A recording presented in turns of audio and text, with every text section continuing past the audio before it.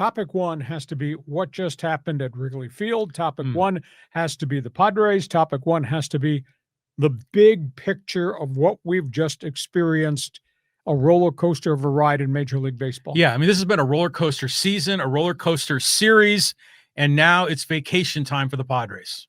Nice headline. Tension filled at Wrigleyville. Totally. Every one of these playoff games was right to the bitter end and the edge. Padres lost a gut-wrencher, 3-1 to the Cubs today. Yu Darvish. I wrote a one-man's opinion column this morning asking the question, can we get vintage Darvish in this most critical start of the season? It was not vintage Darvish. They banged the ball all over the yard. He had no location. They jumped on his fastball. He only faced 7 batters. They had to drag him off the mound in the second inning. I was a little bit surprised at Mike Schultz's handling. Maybe some will feel mishandling of the bullpen because he went to the bullpen awful early in each of these games, and it just kind of stunned me. Started today with Jeremiah Estrada. I really thought first guy out of the pen was going to be Michael King to give him length and give him innings. Might have been Randy Vasquez. Did not do that. And he used up his bullpen. He used up the currency in game 1 and game 2. Did not have enough currency really in game 3. And, of course, Robert Suarez gives up a home run late in the game, which kind of hurt the whole process. King pitched very well, had 3 strikeouts in his lone inning. Suarez gave up the bomb. Estrada walked 1 run in, but for the most part hung in there through his 2 innings. I really thought Schultz totally came out of character with the use, or maybe it's misuse, of the bullpen in these 3 games. I mean, to go to Mason Miller as early as he did in game 1 and go to Miller and Morion as early as he did there and then use these guys 3 times, I didn't quite understand it. We'll also talk about who did not play well. The most expensive players on the roster did not hit at crunch time. Tatis 1 for 12 in the series. Arise 2 for 11 in the series. Machado 1 for 10 in the series, though he did have the big swing home run. Cronenworth 0 for 10. It really let them down. And the Cubs, 1 good game, 1 game in which they got blanked, came out hitting today. I made a note early this morning. If the Cubs were going to win this game, the guys who did not hit in the series, who hit during the year, had to hit. Happ, Tucker, Peter Crow Armstrong, Bush. They all did. They all had big hits today. And Pittsburgh had to burn through their bullpen to get the victory today. And it was pretty tense at Wrigley Field in the 9th inning because that bullpen was starting to come around and kind of get out of sorts. Wait, did you just say Pittsburgh? No. I think you got a crisscross in our conversation with Keller. Oh, Brad Keller. So at the end of the day, the Cubs bats got it done in game 3. The Padre bats did not hit at all during the course of the series. And that to me is really heartbreaking. So before I get into overall big picture analysis, give me your reaction. You were sitting there tension-filled too. Today's outcome, a 3-1 Cubs win over the Padres. This was like the whole game everything was going the Cubs' way. You know, they got the calls, they made the miraculous defensive plays, they got the clutch hits, and the Padres would never seem to get anything going. So in the end here, it's a disappointing end of the year. I don't really blame the pitching. We can second guess the way he used the bullpen, but the hitters really let us down. And how about the Cubs double play combination? Dansby Swanson had 5 huge defensive plays in the series. Yeah. And then Nico Horner snuffed out a rally with a leaping catch. Yes, exactly. Prevented the Padres from putting men on base and maybe getting something going. The Cubs really played well.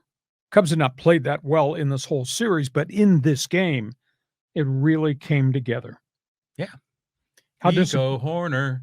They were chanting his name. How disappointed are you in Tatis, Machado, Arise, and Jake? Well, I don't know. You know, when I look at Tatis, he didn't look like his head was in the game today. Even in some of the previous games, he was like swinging at everything. I think he struck out 3 times on 9 swings and only saw 9 pitches. So I just wonder what's going on in his head. I know one of the guys in Padre Twitter who I really like, Mickey Koch, he was saying that he was questioning Tatis's approach at the plate. What's his identity? Is he a home run hitter? Is he a Ricky Henderson, I'm going to get on base kind of guy? Is he trying to go with the pitch and play, sort of Petco Park ball? I think Tatis's head isn't really aligned right. Do you know collectively, those 4 guys, their stars went 4 for 43 in the series collectively? Yeah, that ain't getting it done. Yeah. Do you agree or disagree with me that Schultz really came out of character, reaching for the bullpen as early as he did, and the guys he reached for? I mean, that one game, he had to get 15 outs in the bullpen because he went very early with Morion, and he got the 15 outs, but they spent so many bullets, it wasn't the same after that. Well, that's game 2, right? Yes. And that was the one where Cease was surprisingly good. And they pulled him. But yeah, because it was just odd circumstances, and Cease seemed to be understanding the situation. But to me, this is postseason, all hands on deck. And I kind of wonder, if the analytics nerds for the Padres were feeding Schultz some information, like, why did you bring in Estrada, today as your number 2 guy when we all thought King was the piggyback? Or Vasquez, or both, because you needed length. Yeah, exactly. So, but I don't fault the pitching. I don't fault the pitching decisions. The blame is on the hitters. That's where the problem is. Okay. We're inviting Padre fans, baseball fans. You can dive in right now. Fans Forum chat box is open for business. We've given you some impressions, our impressions of what happened today.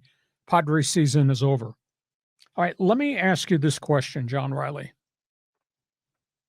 In the big picture of things, how do you describe this season, aside from the generic term roller coaster?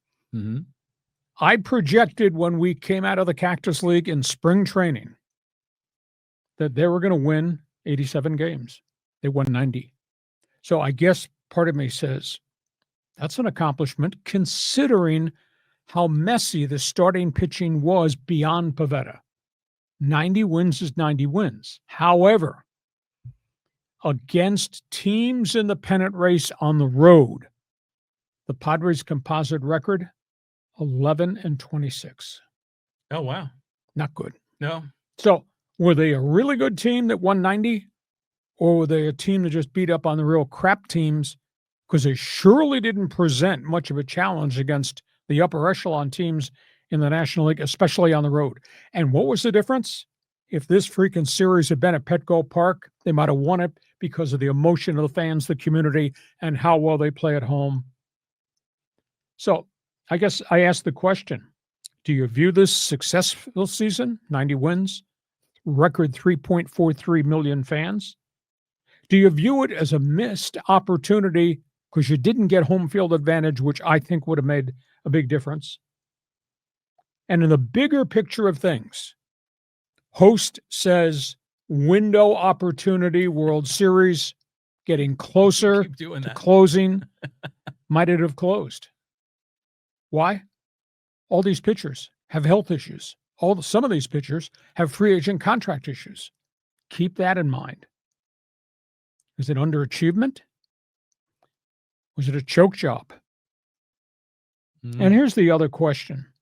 We have now had 11 years of doing it the way A.J. Preller does it. And outside of the electricity at Petco Park, and outside of the one season where they beat the Dodgers in the playoffs, my lasting memory is disappointment.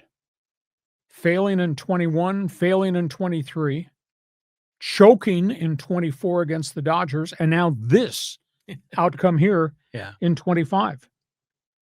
Now, at the end of the day, I am of the opinion A.J. Preller made baseball special downtown on the Gaslamp Quarter. But my other heart says it's been a disappointment. Across the board, despite the money spent, despite all the players traded away, we're going on vacation the first week of October. We haven't been to a World Series yet. So I've thrown my guts out here on the table. Give me your response to the big picture. Was it successful, 90 wins? Is it an underachievement because we're back where we were last year? They didn't get it done again. Did they choke not getting it done? Your reaction? I mean, for me as a fan, it's especially right now, man, that wound still hurts. It's man. raw. It's raw. So yeah, of course I'm disappointed. I mean, you know, this team has talent. This team has potentially multiple Hall of Fame players on the team. They should be doing a lot better. But you know, last year really hurt. Last year was a punch in the nose. This year was kind of like, you know, this is so San Diego. It's struggle. Yeah. And it's just like, you know, and I don't blame Preller. I mean, Preller is doing everything he can short of pulling rabbits out of his hat. You know, he's the most aggressive GM in baseball. I don't necessarily blame him. It's just that some of our guys, they just don't have the magic dust, you know, like when it comes to these high profile events. So, but you know, if you want to talk about perspective and big picture, if you really step back, this is still a pretty solid era of Padre baseball, playoffs for the last 6 years, 2 90-win seasons in a row. So there's a lot to be confident about. I'm proud of the team. I'm proud to be a Padre fan, but damn it, this is a San Diego sports curse bites us again.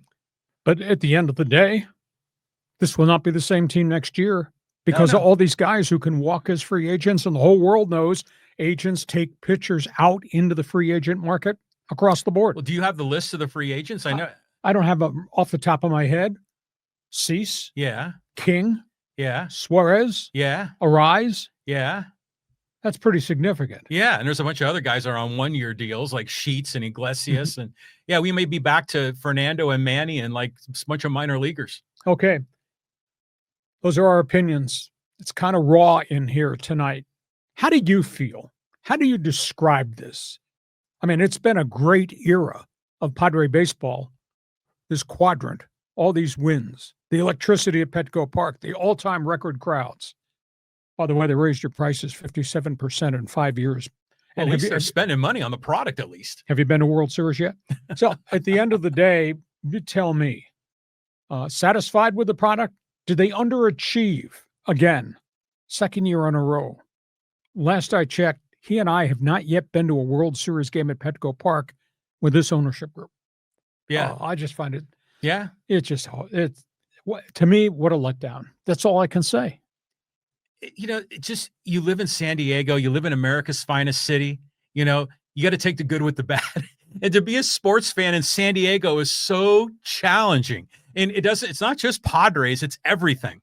So, you know, spring training is going to be in 5 months or so. And we got the NFL to look forward to, Lee. Okay. That's all things Padres. The fans forum chat box is open. Fill it up with expressions, opinions. Let us know what you've got to say. That's the season over for the Padres. The season goes on for Dodger Blue.